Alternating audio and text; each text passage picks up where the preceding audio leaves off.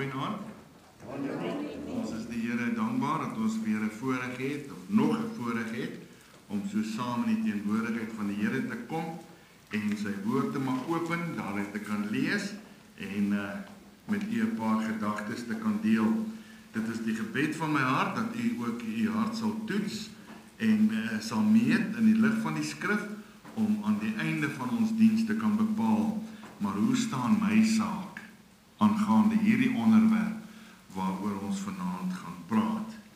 Nou ek wil eerstens net om verskoning vra, Japie. Ek kyk nou die teksvers wat hier gekwoteer word en ek dog maar dit klink nou vir my heeltemal vreemd. Ek het hom al gelees, maar ek is nou nie baie seker waar kom daai teksvers vandaan nie. Toe moes ek nou gaan naslaan, gelukkig bring my Witkop my selfoon hier aan, maar hy het in die kar gelê en ek slaan toe gou vinnig na. Ek is baie jammer, ek het vir jou die verkeerde skrifverwysing gegee. Ja, dis hoekom die tema in die teks nou nie glad nou nie sin maak nie. So verskoon my, maar ek gaan daarom die regte een lees vir julle. Ons gaan uit die woord van die Here lees uit 1 Korintiërs die 13de hoofstuk. Daar kom hy nou. Die 1 Korintiërs hoofstuk 13. In vers 5 is die teks van ons oordenking, maar ek lees net eers vir u voor daai hoofstukkie. Is 'n paar versies, vers 13 versies. Ek lees dit vir ons voor.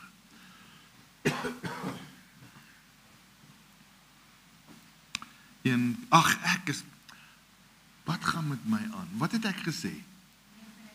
Ek bedoel 2 Korintiërs 13. Ek toets maar net, ek toets julle maar net. 2 Korintiërs 13. Ek wil maar net kyk of julle wakker is so vroeg in die middag, vroeg in die aand. Ek is baie jammer. Ja. 2 Korintiërs hoofstuk 13.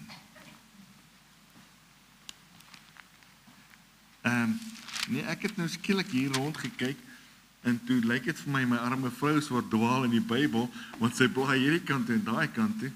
Maar goed, terwyl ons die gedeelte so voor ons oop het, dit is die Here wat met ons gaan praat. Kom ons maak ons harte stil voor die Here, ons oë toe, en dan gaan ons net hierdie diens in gebed aan die Here afgee. Ons Here, baie, baie dankie dat ons vanaand weer die voorreg het om uit u woord uit te mag lees.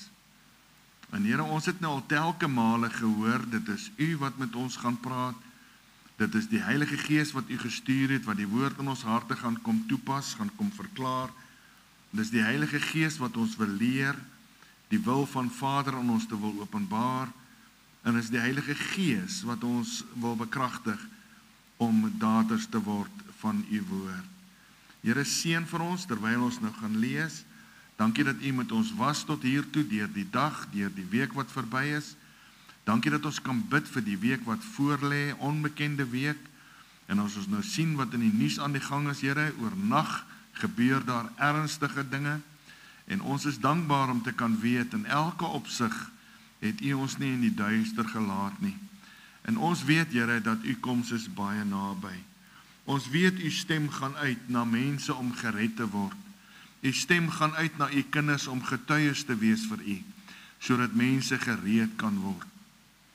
Want in geen onduidelike taal het u gesê, as julle hierdie dinge sien gebeur, wat julle sien gebeur, weet dat my koms naby is.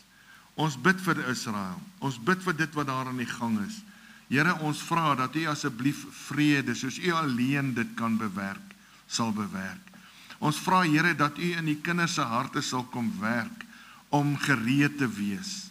Ons vra dat u deur die werking van u Gees in die harte en die gedagtes in die natuur, vanuit die natuur, soos u dit alleen maar kan doen, sal kom praat met mense wat u nog nie ken nie, en dat hulle in hierdie tyd, onsekere tyd, hulle harte en lewens vir u sal oopstel.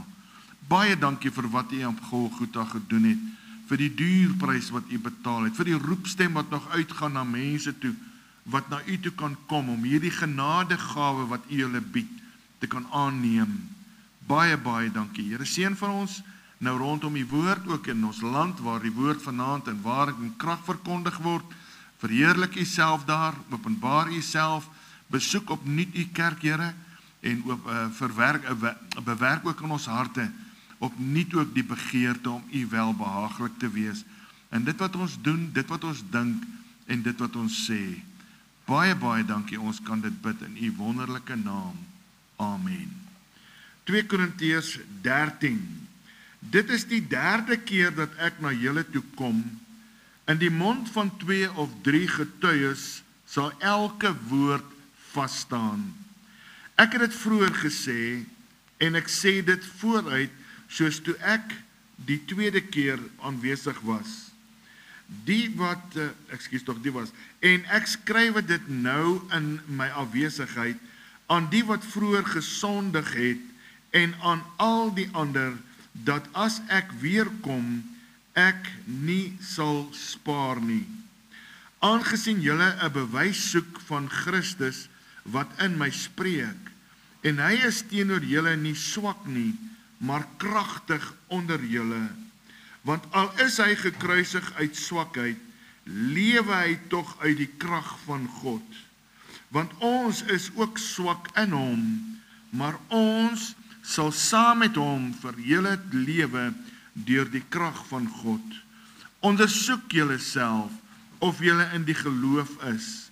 Stel julleself op die proef, of is julle nie seker van julleself dat Jesus Christus in julle is nie, as julle ten minste nie verwerplik is nie.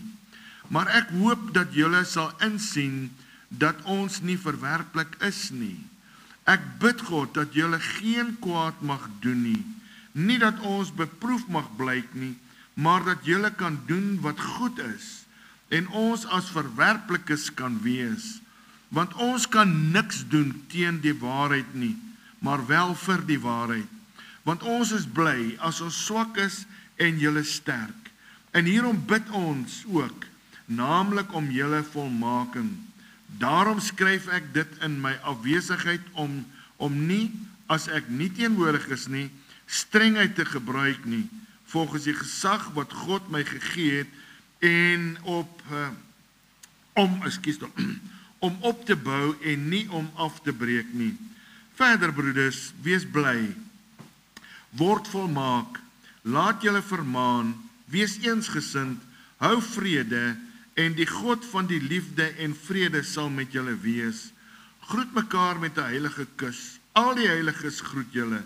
Die genade van die Here Jesus Christus en die liefde van God en die gemeenskap van die Heilige Gees sy met julle almal. Amen. Ek lees tot daar vir u uit die woord van die Here. Nou die sentrale gedagte wat ons graag met u wil deel, of waarom ons met u gaan praat, is juis hierdie woorde in vers 5. Nou sal u sommer ook die tema hopelik beter verstaan. Ondersoek julle self of julle in die geloof is.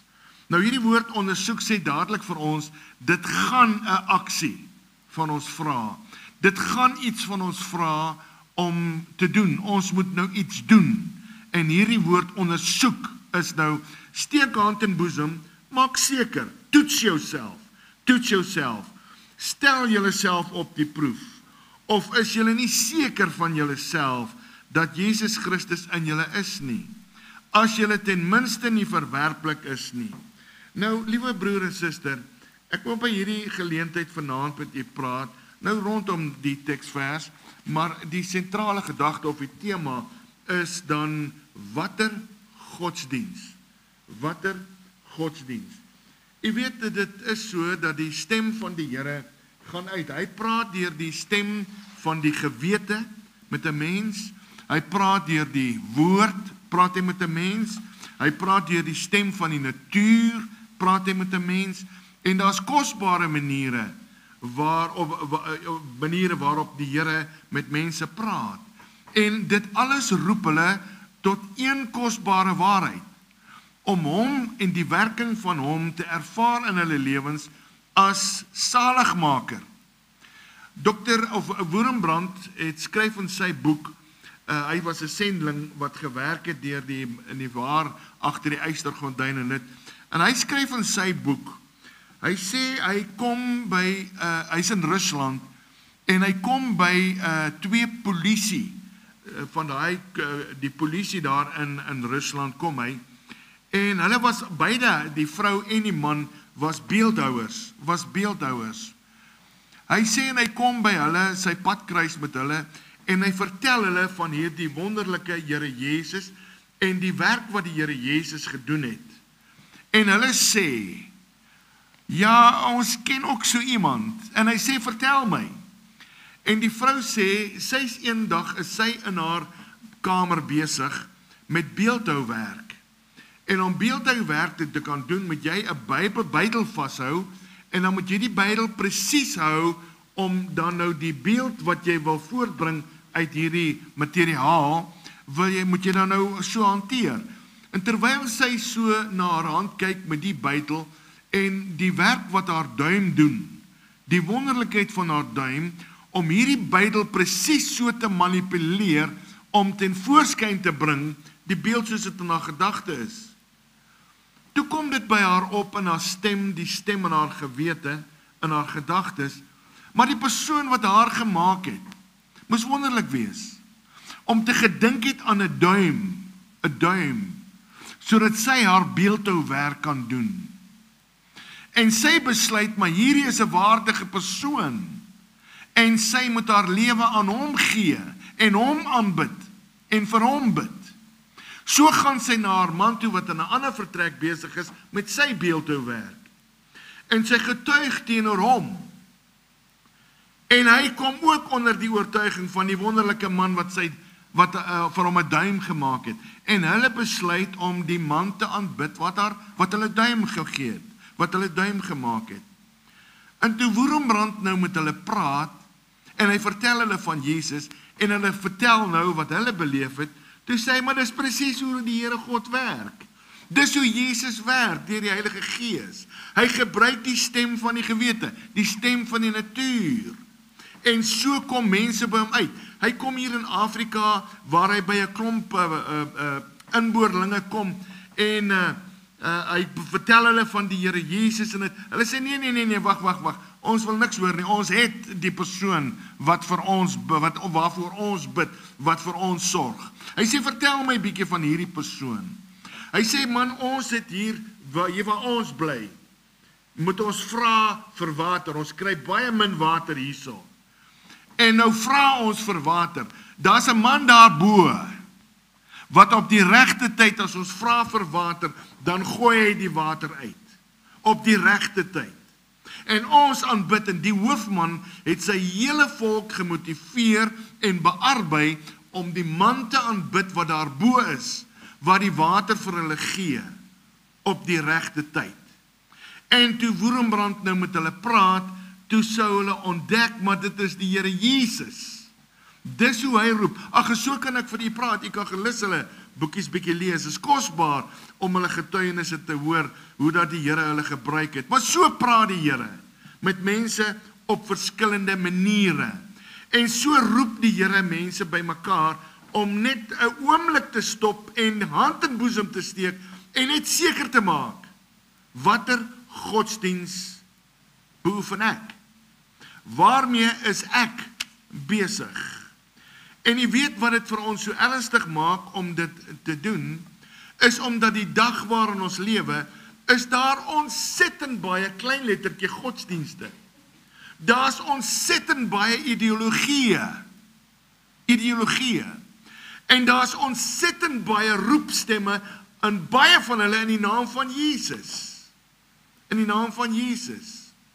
En dit verwar. Want hierdie een groep sê, maak so. Daai groep sê so. Die groep sê die Bybel dit. En dit verwar mense. Dit verwar hulle.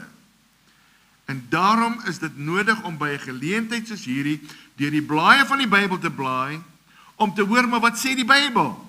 Watter godsdiens? Nie watter ideologie of wat sê mense nie. Wat sê die Bybel? Selfs nie wat sê 'n kerk nie. Wat sê die Bybel? Watter godsdiens? Nou ek wil hierby aansluit, net om die erns van die saak uit te lig, oor hoe belangrik en hoe gevaarlik dit is, as ons op ons lauwere wag en maar dink en maar hoop dat ons is reg. Die Bybel sê vir ons, as dit kom by die mens, dan sê hy in Spreuke 16 vers 25, daar is 'n weg wat vir die mens reg lyk, maar die einde daarvan is weë van die dood. En die hartseer en die sleg van hierdie saak is, so 'n mens gaan dit eers agterkom wanneer dit te laat is. Daarom moet ons seker maak, maar wat sê die Bybel? Wat is die regte weg? Wat is die regte weg? Nou 2 Korintiërs 11 vers 14 sê, geen wonder nie, want die Satan self doen hom voor as 'n engel van die lig. Hy doen hom voor as 'n engel van die lig. Hy kom sê vir die mens, ag, moenie worry nie, die pad waarop jy is die regte pad. Net die feit dat jy bekommerd is 'n bewys, dis die regte pad. Al is jy op die verkeerde een. As jy op die regte een is, sê jy's verkeerd.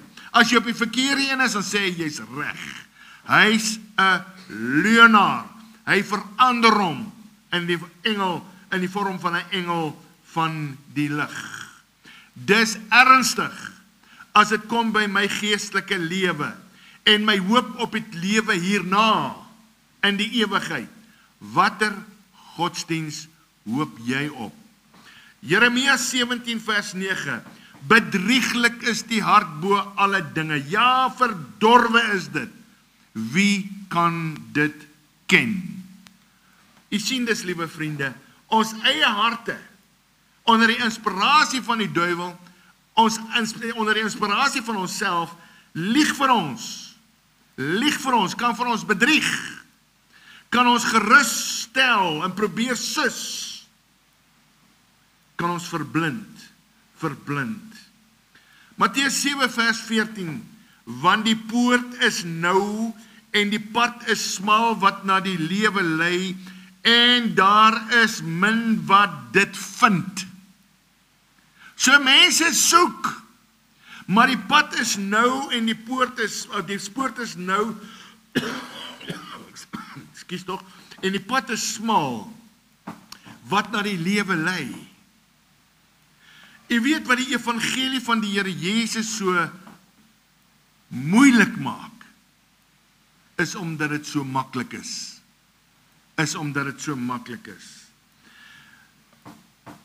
Lukas 13 vers 24 sê, stry hard om in te gaan deur die nou poort, want baie sê ek vir julle sal probeer om in te gaan en sal nie in staat wees nie. Dink jy maar net hierdie is neergepen omdat die Heilige Gees die Bybel net volledig wou maak? Hierdie is neergepen om juis die mens te waarsku en die mens aan te moedig om net vir 'n oomblik te stop en te toets.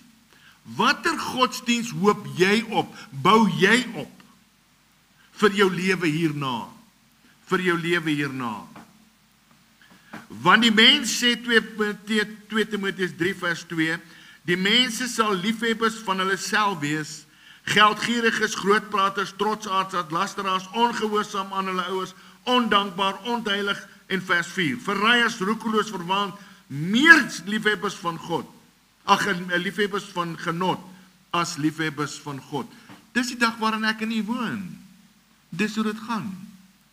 So ek hoop u kom nou agter in die lig van die woord wat ons tot hiertoe met u hanteer het, is hoe belangrik is dit dat ek moet seker maak watter godsdiens hoop ek op. Want dit is moontlik dat ek deur die stem van die vyand, wat hom voordoen as 'n engel van die lig, wat die sinne van die mens verblind, dis moontlik dat ek deur hom, wat 'n bondgenoot in my hart vind, bedrieg kan word. En daarom is dit nodig om te toets. Toets jouself, sê ons teks van oordeenking. Toets jouself om seker te maak. Nou ek gaan 3, soos ons dit in die Bybel vind, gaan ek met ons vanaand hanteer onder die tema watter godsdiens hoop jy op? En die eerste waarna ons gaan kyk is intellektuele godsdiens. Intellektuele, met ander woorde, verstandsgodsdiens. 2 Timoteus 3 vers 5, mense wat 'n gedaante van godsaligheid het, maar die krag daarvan verloon het. Gedaante. Hulle praat mooi. Hulle quoteer selfs die Bybel. Goeie kerkmense, gaan gereeld kerk toe. Bid. Gedaante. Maar dit alles is intellektueel.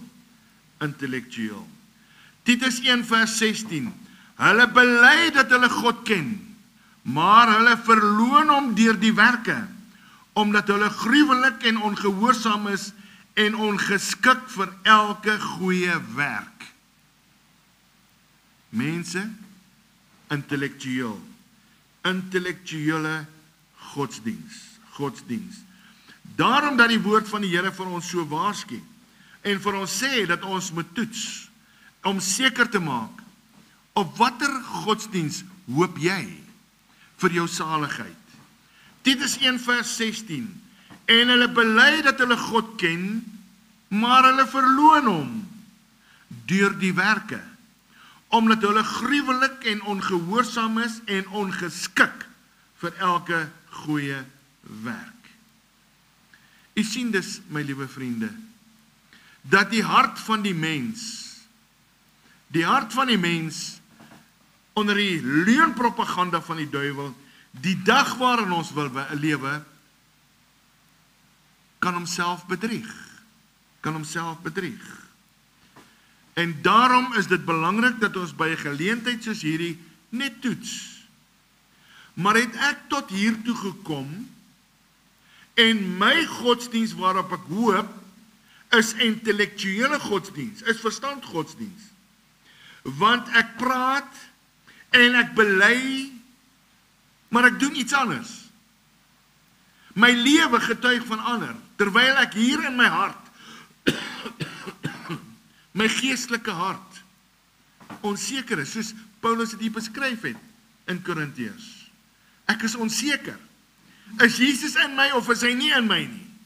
Ek is onseker. Dit is intellektuele godsdiens. En liewe vriende, broers en susters, ek vertrou, jy het nou al agtergekom, dat dit is nie die godsdiens, wat die mens verseker van saligheid na hierdie lewe nie. Nie intellektuele godsdiens nie. Dit behaag God nie. Dit behaag hom nie.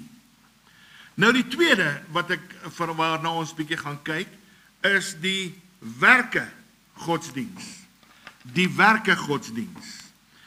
Efesiërs 2 vers 9 sê, nie uit die werke nie, sodat niemand mag roem nie.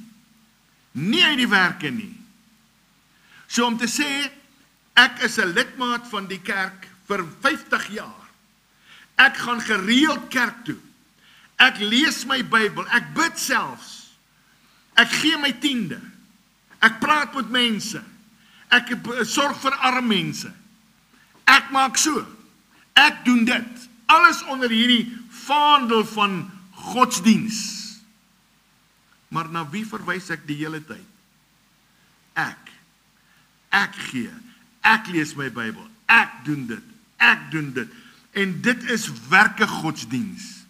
En nou sê die Bybel, nie uit die werke nie, sodat niemand kan roem nie. Niemand kan roem nie.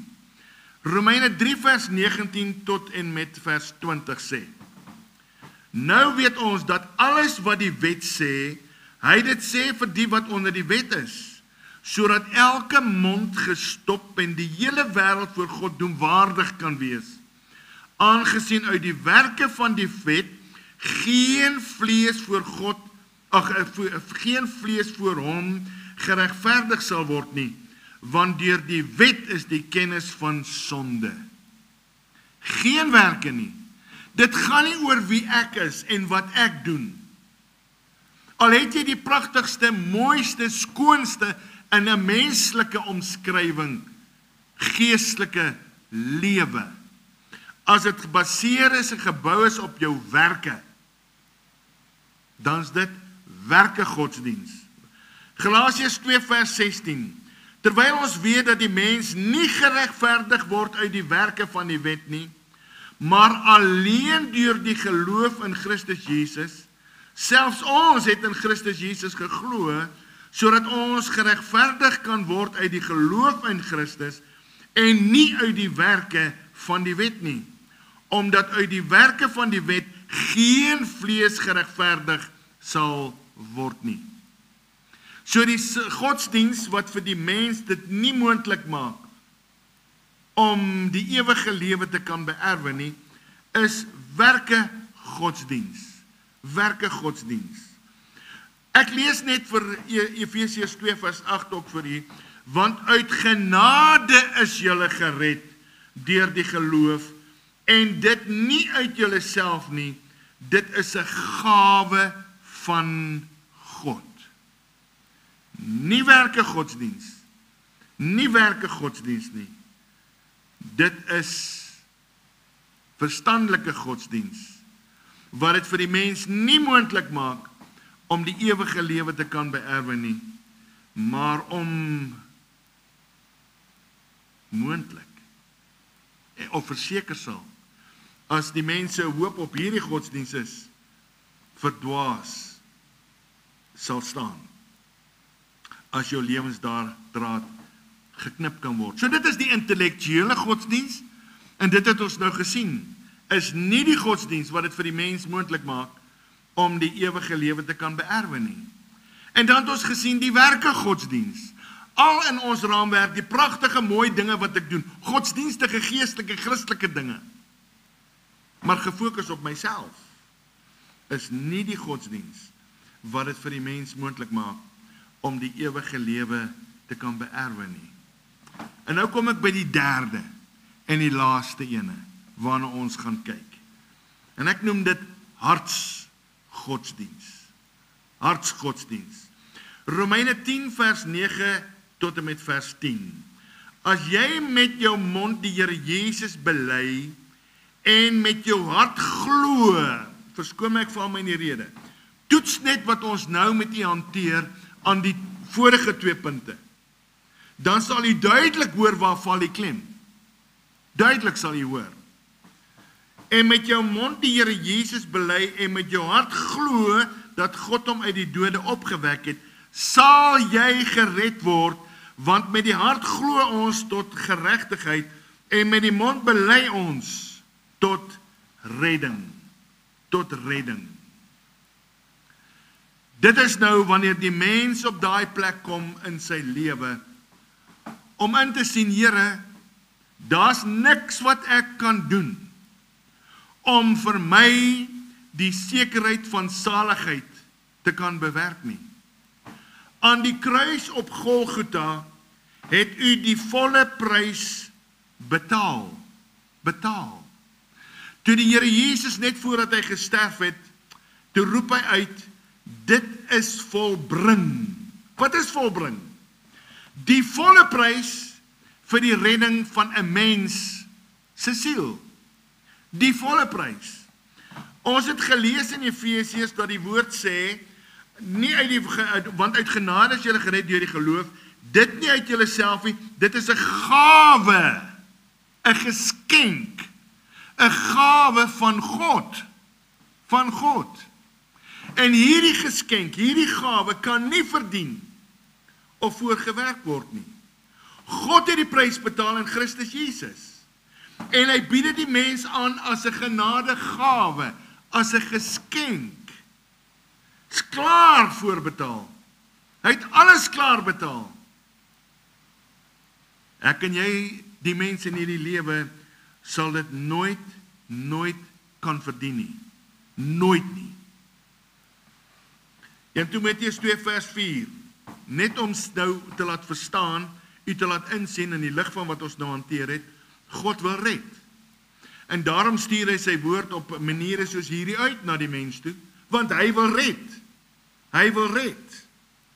Die woord van die Here sê, wat wil hê dat alle mense gered word en tot kennis van die waarheid kom.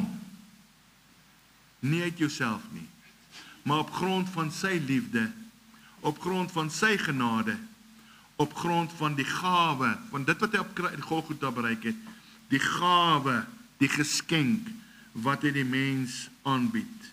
2 Petrus 3 vers 9, die Here vertraag nie die belofte, so sommige dit vertraging ag nie.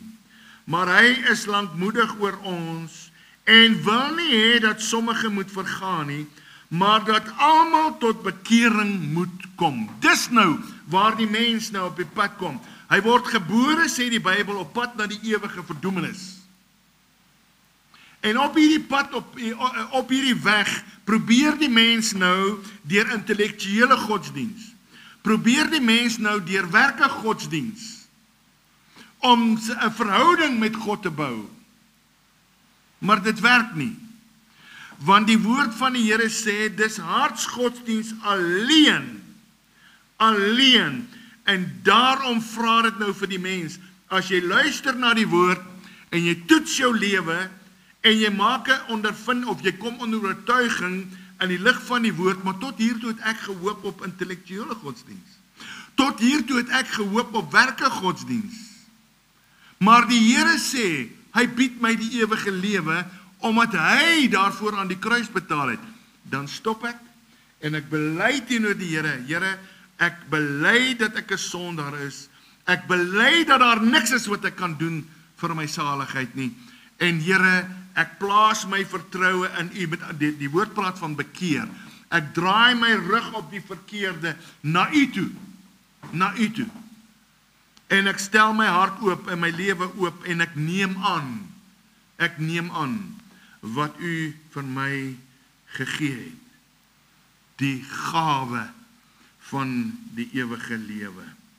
Johannes 5:40, en julle wil nie na my kom, om die lewe te hê nie, is 'n besluit, 'n wilsbesluit, wat die mens moet uitoefen.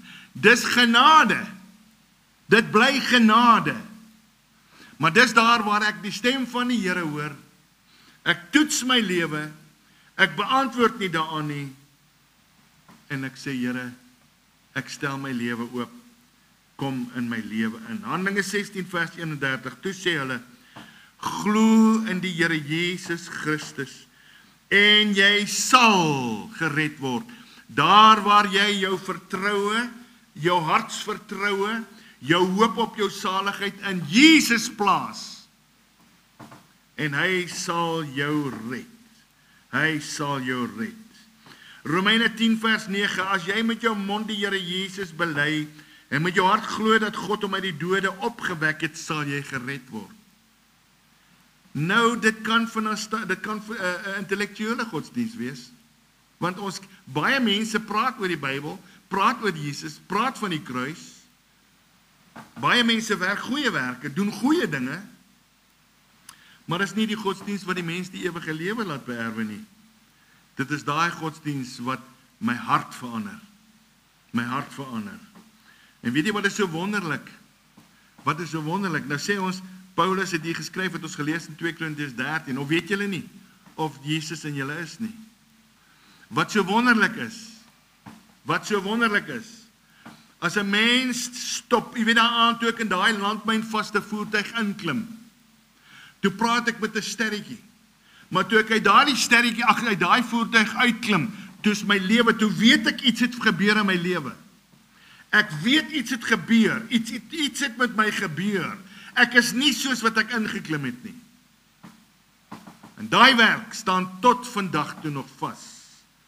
Want die Bybel sê, as die mens sy vertroue in die Here Jesus plaas en die genadegawe aanneem, sy hart en lewe oorplaas in die hand van die Here Jesus, dan sê Romeine 8 vers 16, die Gees self getuig saam met jou gees dat jy kind van God is. Dis nou nie meer ek wat dit sê omdat ek my Bybel lees. Ek is 'n dominee. En daarom, ek lees gereeld my Bybel en ek ken my Bybel, 'n paar teksversies selfs uit my hoof uit. Daarom gaan ek hemel toe, of daarom sal ek die ewige lewe beerwe.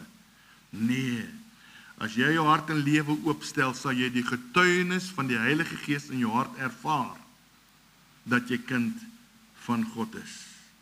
Dat jy sy wonderlike versoenende krag en sy werking in jou lewe ervaar het.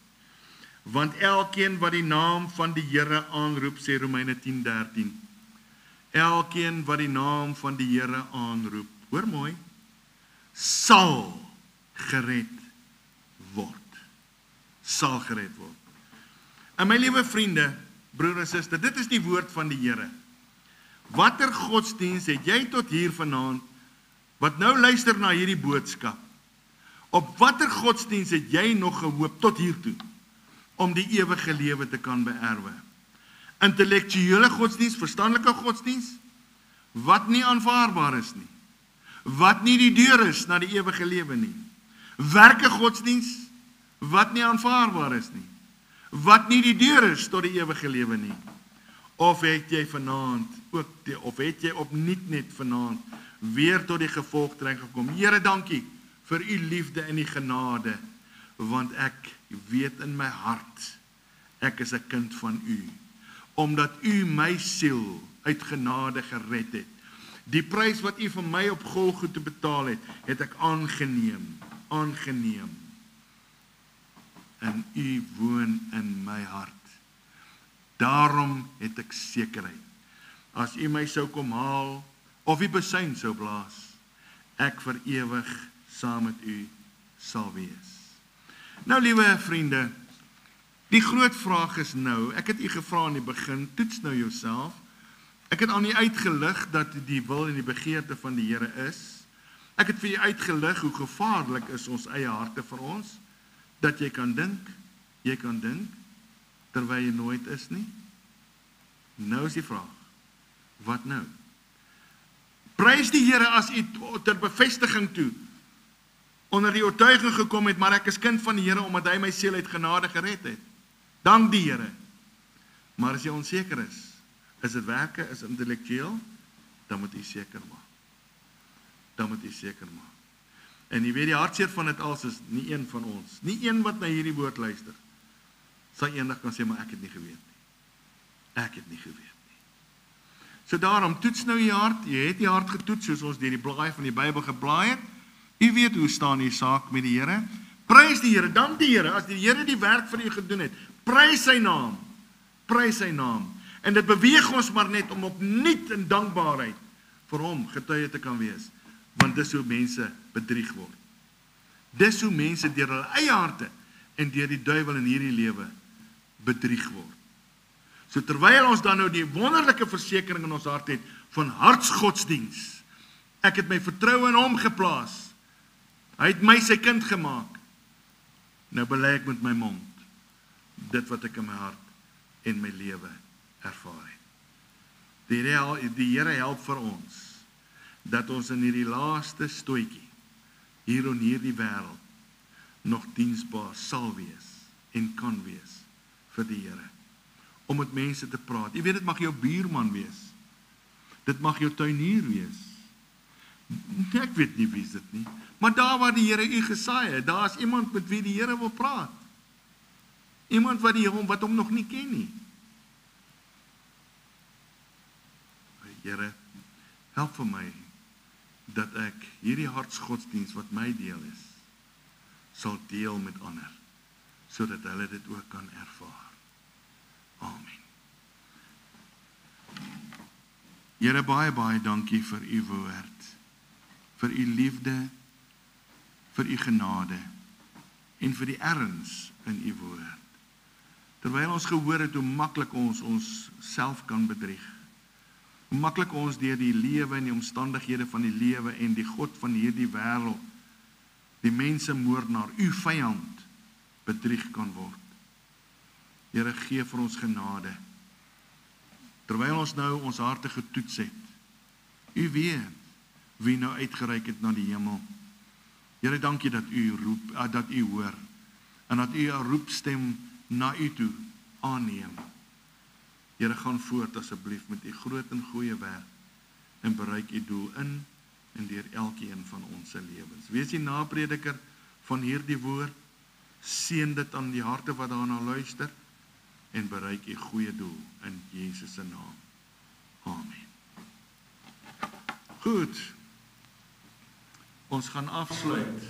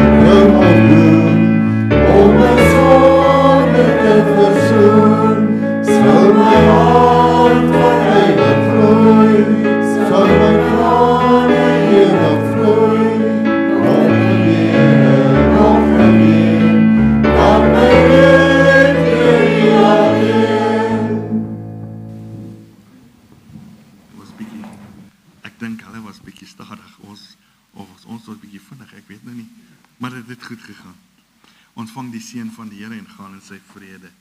Die genade van die Here Jesus Christus, die liefde van God, die Vader, en teere opsoekende gemeenskap van die Heilige Gees, wees en bly met u elkeen.